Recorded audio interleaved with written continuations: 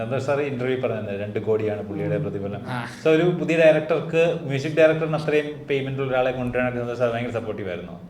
അത് ഒന്ന് മാത്രം പറഞ്ഞിട്ടുള്ളൂ, കുറേ പേരുണ്ട് ഇതിലേപോലെ. എഡിറ്റർ സൈഡ് എല്ലാം പുതിയ ആൾക്കാർ. എഡിറ്റ് ചെയ്തത് ഇപ്പോൾ കില്ല് എഡിറ്റ് ചെയ്ത, ഉറി എഡിറ്റ് ചെയ്ത, ഇപ്പോൾ ദുരന്തർ എഡിറ്റ് ചെയ്യുന്ന ശിവകുമാർ പണിക്കരാണ്. പുള്ളി മലയാളിയാ, പുള്ളിക്കാരൻ ബോളിവുഡ്. അപ്പോൾ ഇവിടുത്തെ എഡിറ്റേഴ്സ് വാങ്ങുന്ന സാലറി പുള്ളി അവിടെ പുള്ള അസോസിയേറ്റിന് കൊടുക്കുന്ന സാലറിയാണ്. സത്യമാണ്. അപ്പോൾ പുള്ളിക്കാരൻ ഒരു രീതിക്കും ഇങ്ങോട്ട് വന്ന് പിന്നെ ഒരിക്കലും എഡിറ്റ് എന്ന് പറയുമ്പോൾ ഒരിക്കലും 5 ദിവസം കൊണ്ട് ഞാൻ കട്ട് ചെയ്ത് വിടാനും പറ്റില്ല. പുള്ളിക്കാരൻ ആദ്യമായിട്ട് ചെയ്യുന്ന മലയാള പടം, പുള്ളിക്കാരൻ്റെ മാതൃഭാഷയിൽ പുള്ളിക്കാരൻ ആദ്യമായിട്ട് ചെയ്യുന്ന പടം ആലപ്പുഴക്കാരനാണ്. പുള്ളിക്കാരൻ അപ്പോൾ നല്ല പടവും ചെയ്യണം, ഈ സാലറി ഇതും മീറ്റ് ചെയ്യണം. ബിക്കോസ് പുള്ളി അവിടെ നിന്ന് വിട്ട് വന്ന് ദുരന്തരൊക്കെ നിർത്തി വന്ന് ഇവിടെ വന്ന് ചെയ്ത പടം. പക്ഷെ അതും സന്തോഷ് സാർ അത് പോസിറ്റീവായിട്ടാണ് എടുത്തത്. ഈ പറയുന്ന പോലെ പല ഏരിയാസിലും ഇങ്ങനെ ഉണ്ടായിട്ടുണ്ട്. ഇപ്പോൾ പറഞ്ഞ ക്രൂ എടുത്ത് കഴിഞ്ഞാൽ സെൽവരാഘവൻ സാർ, ഈ പറയുന്ന ഹൈ ഇതിലോട്ടായിരിക്കും പോവുക സിൽവ സാർ. അത് പറയുന്ന പോലെ തന്നെ ഈ പടത്തിലെ ഇപ്പോൾ 92 ഡേയ്സും ടെക്നിക്കൽ സൈഡ് നോക്കുകയാണെങ്കിൽ ഞങ്ങൾക്ക് ഡുവൽ ക്യാം 92 ഡേയ്സ് ഉണ്ടായിരുന്നു.